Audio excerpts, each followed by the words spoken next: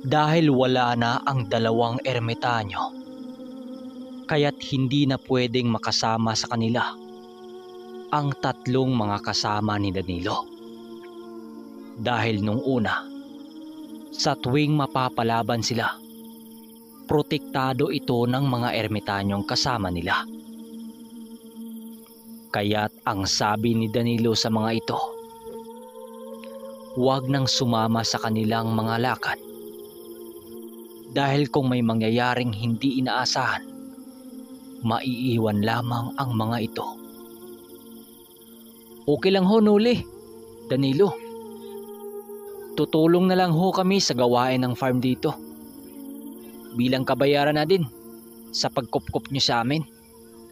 Sana nga may babalik na ang dalawang ermitanyo sa atin kung sakaling buhay pa man sila. Wika naman ni Lando sa kanila. Walang anuman, Lando. Salamat din sa suporta nyo. Sagot dito ni Nuli. Hindi pa man pumutok ang bukang liwayway. Naglalakbay na silang dalawa papakyat ng bundok ng 12:00 ng gabi. At habang naglalakad sila sa masukal na kagubatan, meron naman silang nararamdamang kakaiba sa daan. Sa bawat lakad nilang dalawa, may sumasabay na mga aninong itim na hindi nila mawari kung ano yon. Ilang saglit pa, nakapansin naman sila ng mga tawanan na nanggaling sa maliit na tinig. Nang hindi na yon maatim ni Danilo, nagpa siya itong tigalpuhin ang mga yon para matigil na ang panggugulo nito. Subalit, pinigilan siya ni Noli dahil mga lamang lupa lamang yung nang aasar sa kanila. Dahil ang mga nilang na yan, mahilig talaga yung mga asar, lalo na't may kinakaharap kang problema. Huwag niyo kaming sabayan. May problema kami. Dapat respetuhin niyo ang bawat panig natin. Baka mamaya, magkakasubukan tayo. Bulong ni Nuli habang naglalakad. Matapos banggitin yun ni Nuli, nawala yung mga tinig na yon at nagpaiwan ang mga tinig ng mga kulisap. Ilang sandali pa, halos hindi na malaman ni Nuli ang insaktong daan dahil sa sobrang tagal na hindi dinaanan. Kung hindi nyo kasi na itatanong, nag-iisang daan lang yon papunta sa lugar ng ermitanyo. Tanging yun lang ang dumadaan doon. Makalipas pa ang ilang mga oras, nakarating na nga sila sa kubo ng ermitanyo. Halos hindi makilala ang kubo na yon dahil na rin sa taas ng mga talahib na tumutubo sa gilid nito. Ito na ang kubo ng ermitanyo, Danilo. Wika niya sa kanyang kasama. Si Danilo naman, panay lang naman ang pagsisipat nito sa taas ng malaking baliti na para bang may nararamdaman ito. Kaagad inilapag ni Nuli ang mga gamit niya sa papag ng kubo ng ermitanyo. At pagsilay niya sa papag ng kubo na yon, napansin niyang maraming alikabok doon na ibig sabihin matagal na yung hindi tinitiran. Nuli, ito, sa'yo muna tong tagay na to. Dito ba natulog yung ermitanyo? Wika nito sa kanya, sabay abot sa tagay. Oo, dito siya natutulog, Danilo. Bakit? Nagtataka ka ba? Ako nga, nung isinama ko ng ermitanyo dito, halos hindi ako makapaniwala. Wala ba namang dingding tong kubo na to eh? Sagot niya kay Danilo. Nang marinig yun ni Danilo, kitang-kita naman niya sa pagmumukha nito ang gulat at pagkabangha. At habang nag-iinuman silang dalawa, bigla naman nilang natalakay si Maro na kanilang kasama. Sa tingin mo, Noli, buhay pa si Manong Maro? Nung dinukot kasi siya, yun ding mga oras na yun, nahigop ang buong pangkat nito ni Waring. Nang marinig ito ni Noli, agara naman siyang sumagot dito ng, malaking posibilidad na buhay pa si Maro, Danilo. Sino namang humahawak sa kanya eh? Wala na ang pangkat ni Waring. Sagot niya dito. Nang medyo nakailang tagay na sila, napagpasyahan nilang matulog na nun dahil na rin sa antok at pagod ng kanilang katawan. Nasa 2:00 na kasi yun ng madaling araw, at habang nakahiga sila doon sa papag, bigla namang naalala ni Noli ang mga iniwang gamit ng ermitanyo. Kaya't muli siyang bumangon at sinipat-sipat ang buong paligid ng kubo.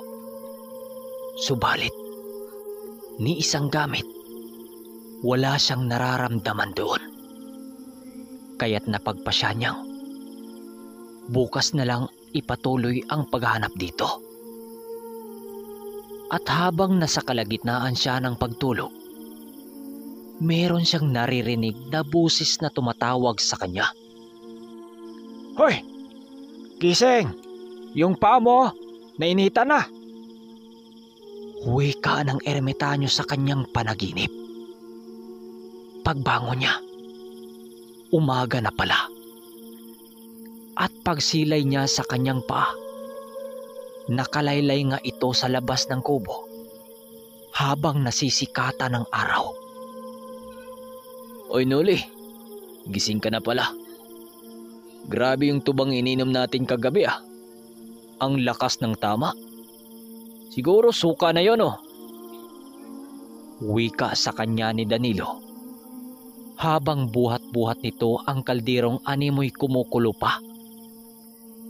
Paglapag ng hawak nito sa papag, nakita niyang may laman itong mga gulay na ligaw na pinakuluan lamang. Teka, saan mo ba yan nakuha? Tanong ni Noli dito habang papungas-pungas ng kanyang mga mata. Aba, sa paligid lang to. Pasensya ka na ha, dahil walang kalasa-lasa to. Tumungo ba naman tayo ditong walang kadaladalang mga gamit sa pagluluto? Basta ako, okay na sa akin to. Makahigop lang na mainit sa sabaw. Matapos marinig ito ni Noli, muli namang pumasok sa kanyang isipan ang hinahanap niyang mga gamit ng ermitanyo nung gabi. Kaagad siyang bumaba ng kubo upang simulan ang paghanap dito. Subalit tiningnan na niya ang buong paligid ng kubo, subalit kagaya nung kagabi, wala yung nakikita doon. Pumasok na rin sa kanyang isipan na baka ninakaw yun o di kaya dinala ng ermitanyo nung paglisan nito. Pero sa isip-isip niya, wala naman siyang natandang may dala-dalang ganon yung matanda, kaya't imposibleng nangyayari yon. At habang kasalukuyan siyang naghanap, nagwika sa kanya si Danilo ng, Oy Noli, ayaw mo ba nitong gulay? Mamaya na ako, may hinahanap lang ako eh. Sagot niya kay Danilo. Habang pahigup-higup lang yon, nang sabaw saka, may pinapangas na bunga ng pinya. Ilang saglit pa, napatitig naman siya sa taas ng baliti nang may napansin siyang kakaibang huni doon. Pag-ikot niya sa puno, ng baliti na yon, bigla naman siyang natigilan nang makakita siya ng isang altar sa may gilid nito. Paglapit niya dito, doon niya napagtantong yun yung hinahanap niyang altar, kung saan doon nagdadasal sa tuwing nakakaramdam ito ng panganib. At sa gilid ng altar na yon, may katabi yung isang baul na nakaselyo. Ito na yon. Ito na ang hinahanap ko. Wika niya sa kanyang sarili. Pero may isa siyang problema. Dahil hindi mabuksan ang baul na yon. Tinangkapan niya yung basagin. Subalit hindi niya yun mabuhat. Kaya't humahanap siya ng bato doon. Pero dahil wala naman siyang nakikita, nang bumulong bigla sa kanya ang kanyang gabay. Ayon dito, usalin niya ng 3 bisis ang pumasok na litra sa kanyang isipan. Nang ginawa niya yon, kusang bumukas ang baul doon sa kanyang harapan. At doon lumantad sa kanyang harapan ang pangalawang libreta ng ermitanyo. Pagbuklat niya ng libreta na yon, bumulaga sa kanyang mga mata ang unang pahina nito. Lahat ng mga Latin laban sa mga demonyo nakalathala doon sa libreta na yon. Gulat na itong sinuli nang makita niya ang libreta. At doon niya napagtanto na wala pa sa kalingkingan ang mga tinatangan niyang mga kaalaman kumpara sa libreta ng ermitanyo. At nakita rin niya ang mga ukit dito patungkol sa 2 tansong tabak na ginagamit ng malakas na antingero ng sinauna pang panahon. Pagsilay niyang muli sa baul, may nakita siya doong bagay na nakabalot sa isang tilang itim. Sa pagtansya niya, isa yung bagay na matigas. Pagbukas niya sa bagay na yon, doon bumungad sa kanyang mga mata ang 2 tansong tabak at isang kampilang tanso din. At kasama ng sandata na yon, may mga kasama yung mga mutya, agimat at mga medalyon na punong-puno ng mga basbas ng mga diwata. At dahil sa pinagkaabalahan niya, hindi niya napansin kanina na pala siyang tinatawag ni Danilo. Kanina pa kitang hinahanap eh.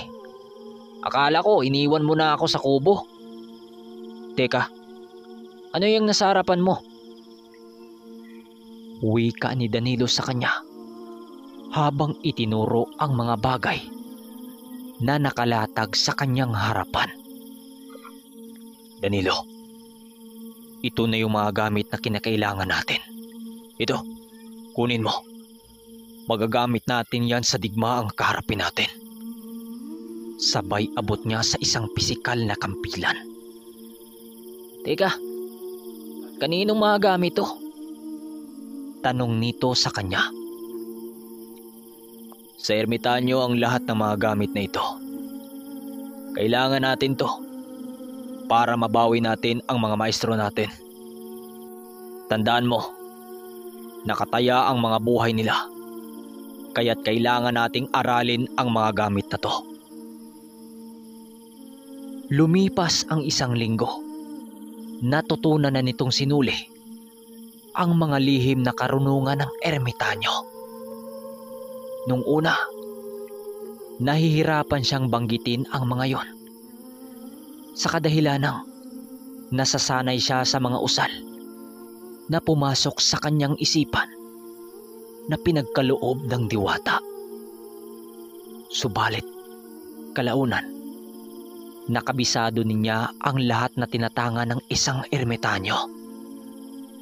Nagawa rin niyang tawagin ang alagang dalupahaw ng ermitanyo na minsan nang naiwan ito sa mundo ng mga tao. Dahil sa pagpasok nito sa mundo ng mga engkanto. At ang ikinagulat niya dito, may isa pa siyang kailangang mataglay kung paano mapapasunod ang dambuhalang gagamba na nakatira sa malaking baliti. Hindi rin kasi biro ang mga bagay na yon dahil kinakailangan ng alay bago mapapasunod ang nilalang na yon. Lumipas ang mga linggo, buwan. May pagkakataon pang naglalaban sila ng dambuhalang gagamba na gabay ng ermitanyo dahil sa pagtangka niyang pagpapasunod dito. Subalit kahit anong gawin niya, bigo siyang mapapasunod ito. Kasabay niyang nagpapalakas si Danilo, subalit may mga bagay itong iniiwasan, kundi ang libretang hawak ni Noli na galing sa ermitanyo. Dahil sa tuwing makikita nito ang mga nakasulat sa libreta, dahil sa tuwing masisilayan niya ang libretang yon, isang araw din siyang mawawala ng memorya sa kanyang isipan. Kaya't ang ipinagtutuunan ng pansin ni Noli dito ay palakasin ang pisikal na katawan nito. Naintindihan naman yun ni Noli dahil ang kaibigan niyang yon, tinatangan din ito ang lahat ng mga gamit ni Mang Carpio na gamit sa lahat ng kaliwa. Magamat maituturing na isang ermitanyo itong si Noli, pero may mga bagay pa siyang hindi nalalaman sa tunay na lakas ni Manong Duming. Malakas ang kutob kong totoo ang lahat ng sinasabi ng gabay ko, Danilo. Magtiwala lang tayo sa kanya.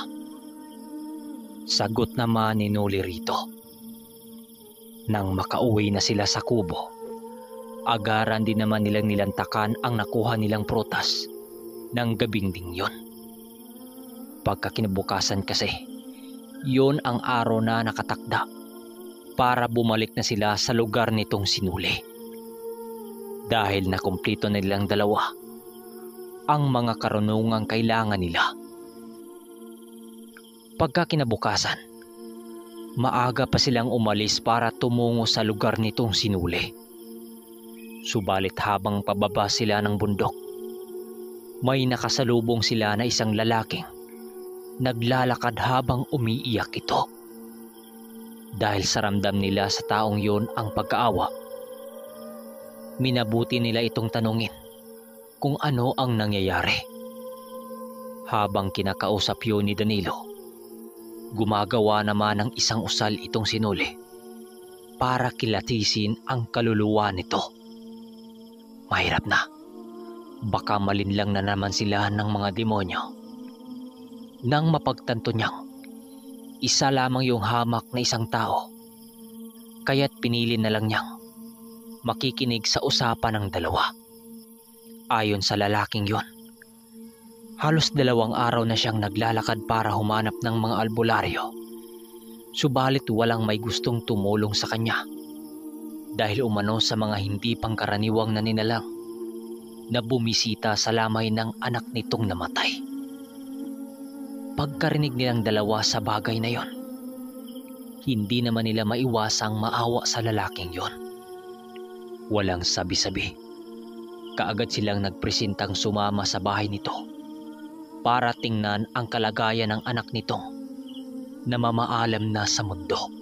Pagkarinig ng lalaki sa kanilang alok, hindi naman yun halos makapaniwala na isa silang mga antingero. Nagpakilala ang lalaking sa kanila bilang sa pangalang Bito.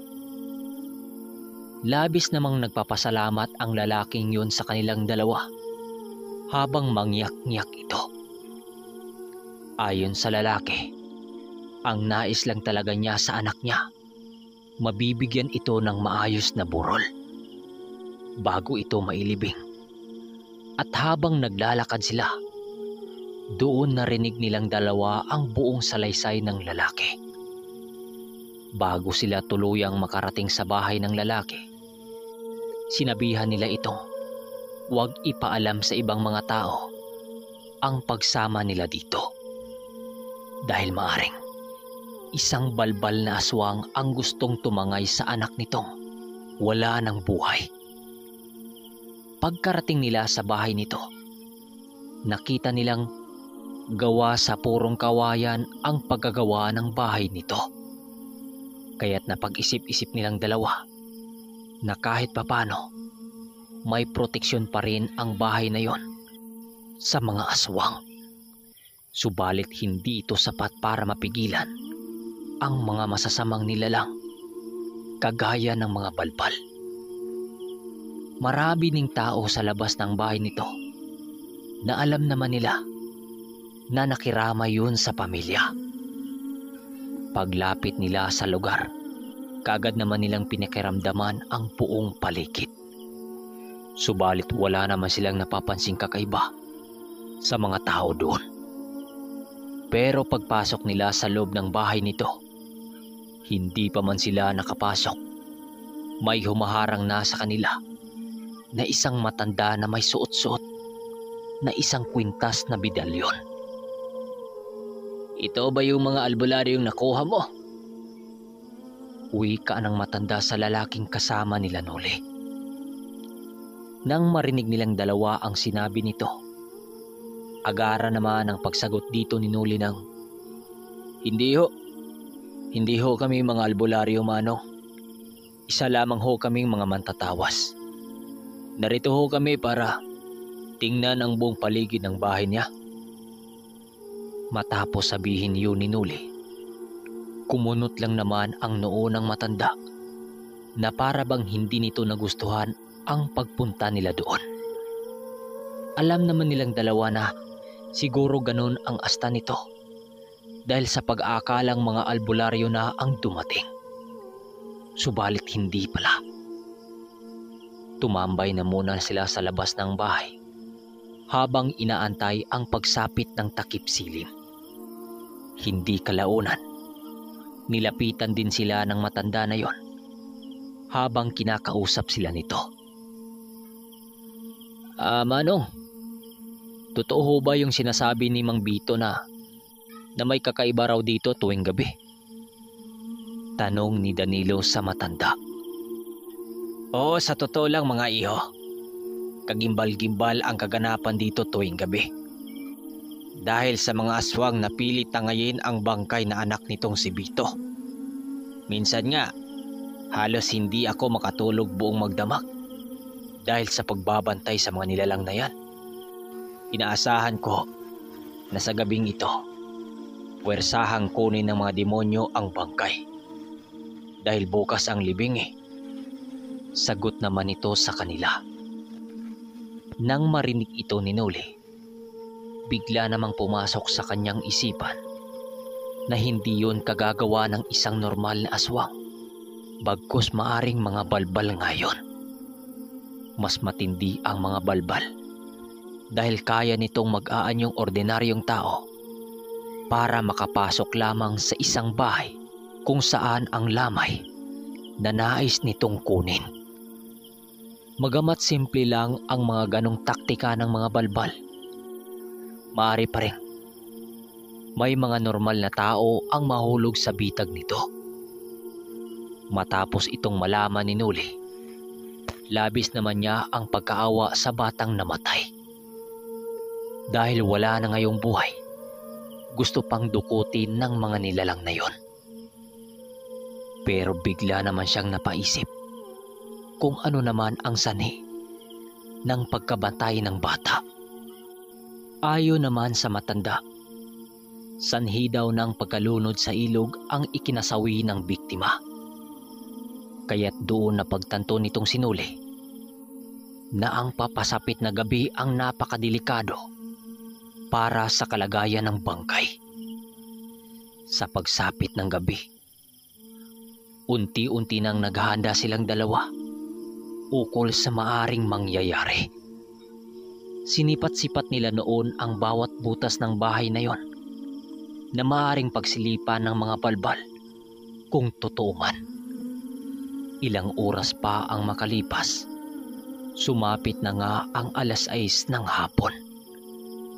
At habang nakaupo sila sa entradang pinto ng bahay ng lalaki, meron silang nakita noon na isang babaeng matanda na nagtitinda ng kakanin ng ganong oras. Pagsilay dito ni Noli, agad naman niyang nasipat ang nakakubling kasamaang nagtatago sa pagbabalat nito. Agad namang nag-iinit ang dugo nitong si Noli nang makita niya ang nilalang na yon. "Danilo, nakita mo yung matanda na yan? Parang may naamoy ako sa babaeng to." Wika niya. Ilang saglit pa, agara naman siyang nagpakawala ng isang buhay na salita para maramdaman siya ng aswang na yon. Pagramdam nito sa kanyang ginagawa, agad naman yung napapatitig sa kanya habang mabilisang lumayo sa lugar. Subalit, nang alis na yon, laking gulat na lang ng nilalang na yon nang biglang lumitaw si Noli sa harapan nito. Ginamit niya dito ang tinatangan niyang bilis sa anino. "Manang, gabing-gabi na. Nagtitinda ka pa rin ng ganon dito? Sigurado ka bang pagtitinda ang pakay mo? Sabihin mo sa grupo mo, nahawak ko na ang lugar na ito. Lakip na ang nakatira sa bahay na yan. Demonyo kayo. Hindi ba kayo naawa sa bangkay?" Wika ni Noli habang patuloy niyang sinisindak ang balbal na nag-aanyong tao. Si Danilo naman, nanatiling nagmamasid lang ito sa kanya ukol sa maaring hakbang niyang gagawin. Matapos makapagsalita ni Noli, bigla namang natigilan ang balbal na yon nang bigla itong mapahiga sa lupa dahil sa bigat na presensya ni Noli. Ilang saglit pa, agara naman yung nanginginig na para bang labis yung nilalamig. Hindi noon kinaya ang usal na kanyang pinapakawalan sa katawan ng nilalang. Nang mapansin niyang mababawian na yun ang buhay, agara naman siyang naglalakad pabalik sa kinaroroonan ni Danilo. "Danilo, may isa na akong napaparusahan. Mamaya ko na yan tuluyan." Wika niya paglapit dito. Ilang minuto pa ang makalipas, nasipat niyang dahan-dahan ang tumayo ang nilalang habang ngumingising nakatitig sa kanya at paika-ikang naglalakad papalayo. Ilang saglit pa, nakita naman niya ang paglapit sa kanila ng matandang bantay ng bahay na yon. "Iho, okay lang ba kayo rito? Gabi na oh. Pumasok na muna kayo sa loob para magkape." Wika nito sa kanilang dalawa. "Okay lang naman kami rito, Manong. Dito na lang ho kami sa labas. Masarap kasi ang simoy ng hangin dito eh." Sagot niya sa matanda. Wala namang nagawa ang matanda, kundi sundin ang kagustuhan nilang dalawa. Maya-maya pa, lumabas naman din ang lalaking nagngangalang Vito na may-ari ng bahay. "Mga iyo, kumain na muna kayo.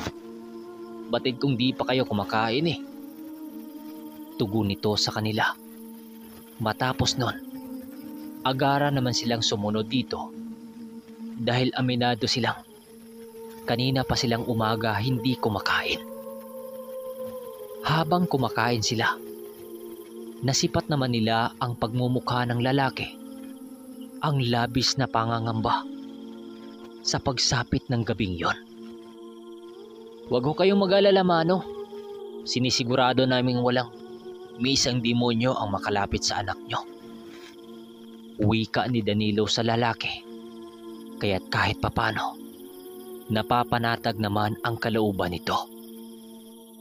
Maya-maya pa, natapos na rin sila sa paghapunan at doon nilang dalawa ipinagtatapat ang pakay nila sa mga nilalang na nanggugulo sa pamilya na yon. Dahil sa kanilang mga inilahat, laking gulat naman ng lalaking si Bito maging ang matanda nitong bantay. Dahil hindi nila lubos akalain na mga batikang antingero pala silang dalawa na mga mamamatay ng kahit anong uri ng mga aswang. Pasensya ka na, Manong, ha? Dahil hindi namin kaagad na ipinagtapat sa inyo kung ano kami. Ayaw lang kasi naming mag-alala kayo at mag-isip ng malalim. Wika ni Nuli sa matanda.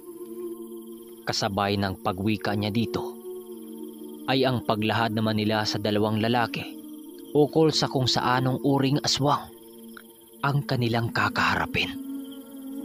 Manong, isang balbal na aswang ang gustong dumagit sa bangkay niyong anak. Bantayan niyo siya ng maigi dahil kami gampanan namin ang dapat naming gawin sa labas. Huwag niyo ring hayaang mapatay ang gasira at ang kandila malapit rito. Dahil sigurado kapag mangyari yan, mawawala yung bangkay. Wika ni Nuli rito. Nang marinig ng matanda at ng ama sa batang namatay, bigla naman yung natigilan dahil alam ng mga ito kung gaano kadesperado ang mga balbal kapag may gusto itong dagiting bangkay. So mga kaermitanyo, kung nagustuhan nyo ang ating video o ating kwento, huwag nyong kalimutang mag-like. Pasensya na rin pala sa ingay dahil humahangin tapos umuulan din. Siguro naririnig nyo na to yung aswang na balbal. Siguro sa kabilang mga channel, naririnig nyo na ang uri ng aswang na ito. So isusunod din natin ang part 101. Sa mga bago sa ating channel, huwag nyo kalimutang mag-subscribe para maging updated kayo sa lahat ng ating i-upload dito. Lalong-lalo na sa ating series.